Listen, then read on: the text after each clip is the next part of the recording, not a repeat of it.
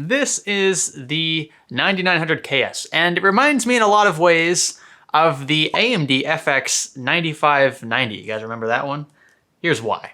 Thermal Grizzly's Carbonite pads offer peace of mind, ease of installation, and industry-standard performance in a market crowded with mediocre thermal compounds. Our own testing confirms that they conduct heat appropriately and provide a safe and consistent membrane between the die or IHS and cooler. Best of all, you can grab them in several sizes and reuse them as many times as you'd like. Carbonite pads are a peace of mind in my book, and they're very consistent, and that's why I use them for CPU testing. Check them out via the link below. Now, for those who need a little bit of backstory, the FX 9590 was essentially a rehashed piledriver AM3 Plus chip that boasted higher clock speeds in the most basic description of this CPU than its 8300 and 8350 counterparts.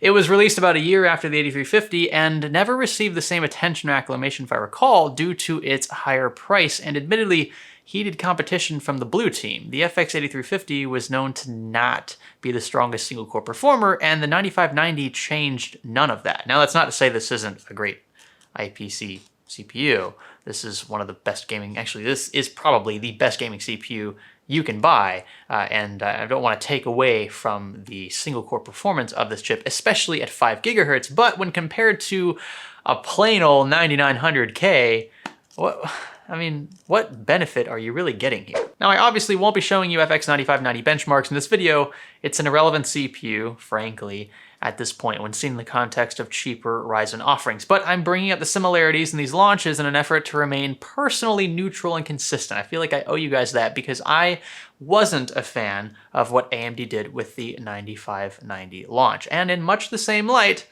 I'm not a fan of what Intel's done here. It's a bin to 9900K, no two ways about it. Essentially what this is, another rehash of the same 14 nanometer architecture, only this time it's 14 plus, I think it's 3 pluses now, nanometers, so yeah. And look, a few stepping tweaks here and there to work around pre-existing security vulnerabilities. Intel is trying to mitigate the effects of software patches with this special edition chip. But is it worth paying another 100 or 150 bucks for a binned one like this that really doesn't improve much in the way of IPC? You would expect that if they were addressing security vulnerabilities on the hardware level, that the chip would perform better with the most recent Windows update, but that is not the case, as you'll see shortly. And you see, while we've been waiting for anything substantial from the blue team, Intel has been struggling with its own 14 nanometer fab. Unlike AMD, which sources its latest 7 nanometer production from TSMC, that's Taiwan Semiconductor Manufacturing Company, Intel handles production in-house for the most part, and having control over your own fabs is both a blessing and a curse, to put it lightly, from supply chain and finance perspectives. With chipsets now on the same node as CPUs and palpable demand, the company's been struggling to keep up with that demand. And where it shows is in SKU pricing. The 9900KS is rumored to run around $70 more, probably more like $100 to $120 more than the existing 9900K, which, mind you, is already priced at a steep 500 USD or thereabouts here in the States. That's a pretty penny. Definitely more expensive than comparable AMD CPUs. Like, if you ask me, the 9900K would be competitive at around 400 USD. But at 500, it's just difficult to recommend in light of Zen 2. We've already discussed most of this in our 3700X review, which you can check out right here. But in a nutshell, and without diving too deep into gaming performance, because there's really nothing substantial here at all, the 9900K and now the KS are still, difficult to recommend at these price points. I mean, yeah, these are the best gaming CPUs on the market currently, but for these prices, it just casts a grim shadow over the entire, product lineup. And much to no one's surprise, the KS doesn't improve much in the way of FPS. Like I said, sure, boosting to 5 gigahertz all-core is a nice feature out of the box, and that's exactly what this chip did. I didn't need to touch anything in the BIOS, save enabling XMP. But many 9900Ks were already hitting 5 gigahertz with manual overclocks and voltage around 1.3 to 1.35 vCore.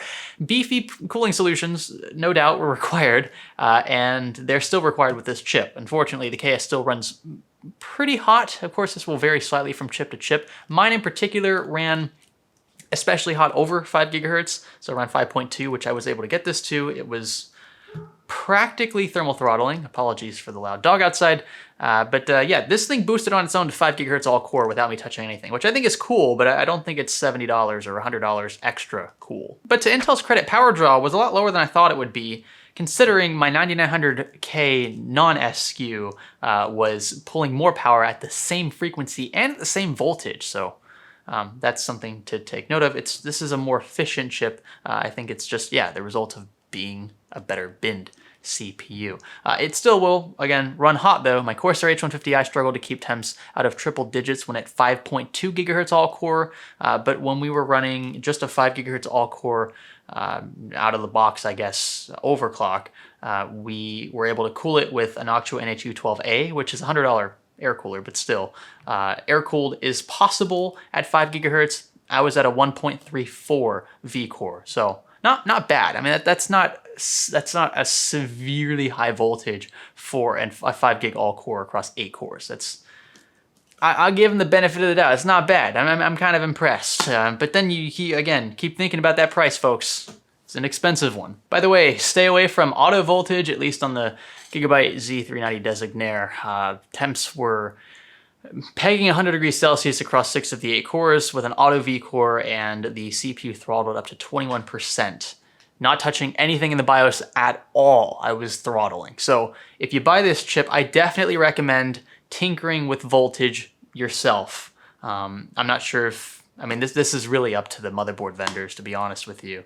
But auto V core was way too high in the Designaire. So if you're gonna buy this chip, chances are you're comfortable overclocking anyway. You know how to tinker with a V-core. But I would start with this chip at around 1.3, test stability, go a little higher if you need, and just get up to that point where you're not crashing anymore. And that's what I would call a stable voltage. You can use Prime 95 for a worst case scenario when running that testing. By the way, something that definitely caught me off guard and was detailed in the previous video, you can watch that right here, is the fact that the CPU requires a BIOS update with most boards to function properly. Intel recommends that you update the BIOS. I definitely should have read that in the instruction manual when they sent the chip, but I didn't expect to be honest with you, I didn't expect to have to update the BIOS because I just thought that this was a binned 9900K. I mean, it's still a 9900K, it's just a KS instead of a regular K, and how is that any different than the KF, right, which doesn't have an IGP? I just thought that it was a binned chip and therefore wouldn't require a BIOS update. But because there are architectural differences, I think that's why they had to update the BIOS so that the motherboard knew how to play with the architecture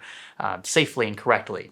So I didn't expect it to allow me to boot into the operating system the way that it did, and that's why I wasn't suspecting a BIOS update that needed to take place. It just, typically when you have a bad BIOS or a BIOS that's not compatible with a chip, you can't even get a post. So I've never seen it to where a BIOS allowed you to get into the operating system but then would lock up shortly thereafter. It just didn't seem like a BIOS issue. But yeah, you saw the troubleshooting in the video anyway. I kind of gave up the ending to the video, but you can watch how I troubleshoot if you're interested in that. So based on this one sample alone, and assuming this chip was hand-selected for reviewers since it's marked as confidential, it's not actually a retail sample, I cannot in good conscience recommend the 9900KS for a vast majority of you.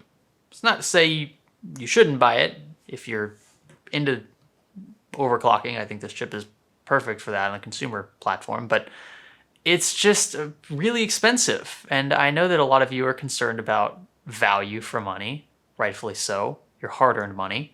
Should you spend it on this or a 3700X? Most of you would be just fine with the 3700X, if I'm being completely honest with you. But if you want to squeak out every bit of performance you can in your latest AAA titles in your Steam and Epic libraries, then maybe you'll be interested in this. Although I think if you're considering this, you should strongly consider instead the regular 9900K. Because if you just want to get to 5 gigahertz and you have a beefy cooling solution, the 9900K, I would say at least 8 or 9 times out of 10, will get to 5 gigahertz all core without an excruciatingly high V core. It is certainly an astounding chip from an engineering perspective. I'll give Intel that as well. 5.2 gigahertz and above is pretty crazy for something as powerful as a desktop grade Core i9 with consumer grade cooling solutions. But I suppose the other argument could be that Intel's had several years to perfect this architecture. So, I mean, of course they should be around 5 gigahertz now all core, right? They've had 4 years to perfect this, thereabouts.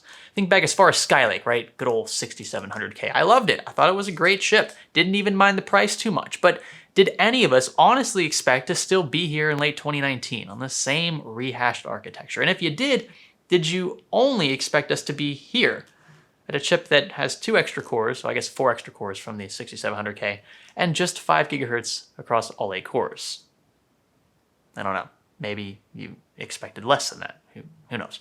I mean, like, if it's really a pissing contest, AMD's winning. They're offering significantly better value products across the board. Intel's sweating, and in that light, I'm happy for AMD, but I'm not gonna fanboy behind them and hope they continue crushing Intel. Instead, I'm gonna hope for healthy competition. I want Intel to punch back even harder. I want whatever's coming next to be recommended more than the 3700X. That's real competition. That means Intel is responding appropriately to the stresses in the market. And then AMD may punch back even harder than that the next time around. That is when the consumer truly benefits, folks. We're just waiting on Intel to finally do something different. Is this all that different? No, not at all. But yeah, back to this for a second. If you're able to stabilize temps with this chip and manage something higher than 5 gigahertz all-core, you'll have undoubtedly the best gaming CPU in 2019. It's a bit like buying a Maserati just to say you own a Maserati. That's, I own the best gaming CPU in existence. Okay, well, maybe until 2020. Not much of an improvement over the regular 9900K. I want to stress that again. And the price to performance with this chip is definitely, well, the price is higher than the performance you're getting for it. And that's just not equitable for me. And editing, rendering, all that good stuff, it's fine, right? I showed you graphs earlier. The IGP is still present. This isn't an F SKU, so you could make use of hardware accelerated programs, but that's where the story ends, if I'm being honest. I mean, I'm trying to make a case for what I really am. It was fun to mess around with. I appreciate Intel for sending me a sample, but it's not viable on the consumer level. It's just not. I'm not going to compromise my own integrity to pump a chip that I really don't think most of you should care about, if I'm being honest. But yeah, so speaking of which, a vast majority of you, considering a top-tier Intel CPU, should probably just consider a 9700K or a 9900K. Leave the KS for folks with money to burn or serious itches to overclock. All of this, in my opinion, is Intel flexing its 14nm muscles one last time. It's one last hurrah. And what better way to do that than with a chip that reaches incredible frequencies at not so incredible temperatures? If you want to check it out, it's linked down below. I'm not sure if it's available on Amazon yet, so I'll just send you to the splash page. But yeah, Amazon and Newegg affiliate links are down there if you want to help us out. We appreciate that. Big thanks to all of you for watching this far into the video. Give this one a thumbs up if you liked it. Consider subscribing, and I will catch you in the next one. My name's Greg. Thanks for learning with me.